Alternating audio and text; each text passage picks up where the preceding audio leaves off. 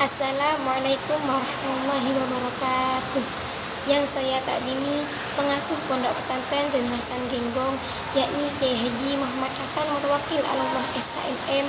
Yang saya hormati Rektor Universitas Islam Zainul Hasan Genggong, yakni Bapak Dr. Aziz Abdul Wahab DAIM.AG. Dan yang saya hormati Ibu Dekan Tadris Umum, yakni Ibu Sri Wahyuni MPD. Dan yang saya hormati pula Ketua Program Studi Tadris Bahasa Indonesia, yakni Ibu Maisatul Hamdiah MPD.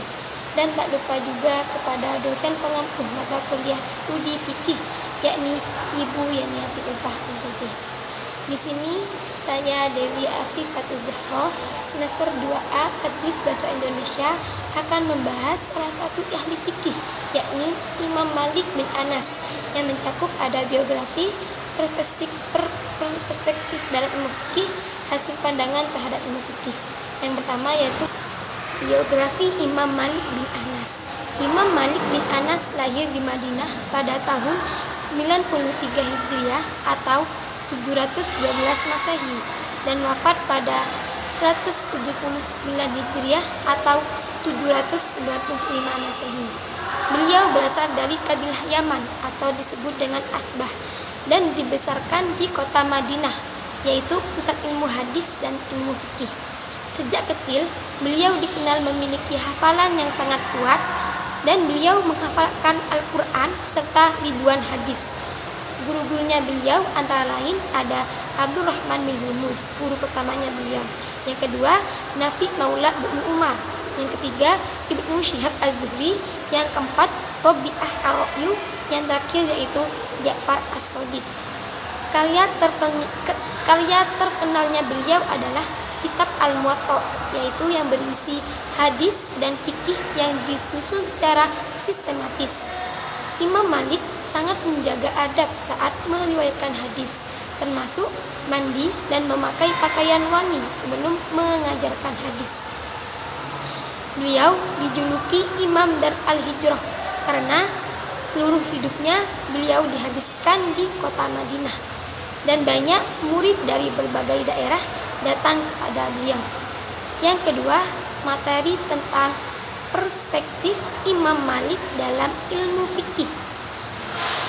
Imam Malik memandang fikih sebagai ilmu yang harus didasarkan kepada nas atau dalil syar'i yang kuat dengan mempertimbangkan praktek masyarakat yang langsung bersentuhan dengan ajaran Nabi. Imam Malik juga membangun dari tradisi Madinah sehingga beliau sangat menghargai Al-Quran sebagai sumber hukum tertinggi. Setelah itu baru sunnah Nabi, terutama yang diamalkan di kota Madinah.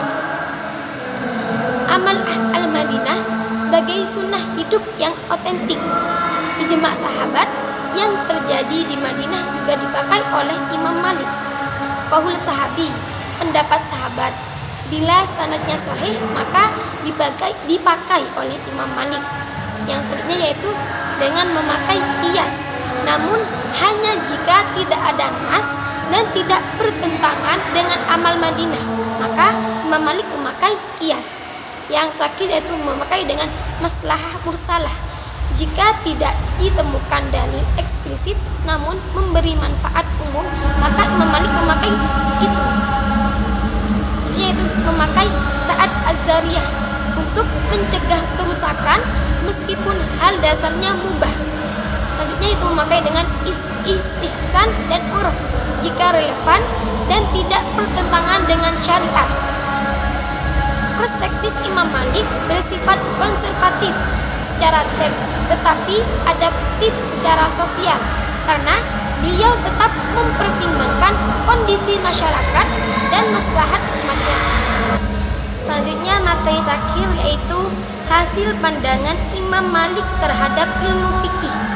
Pandangan Imam Malik menghasilkan beberapa ciri khas dalam mazhabnya, yaitu yang pertama, pendekatan fikih yang berbasis realitas sosial, bukan hanya teori atau logika murni. Yang kedua, menolak pembahasan masalah fiktif atau yang belum terjadi karena beliau dianggap spekulatif dan tidak bermanfaat. Yang ketiga, mengutamakan kehati-hatian dalam berfatwa, bahkan sering menjawab tidak tahu jika tidak ada dalil yang kuat.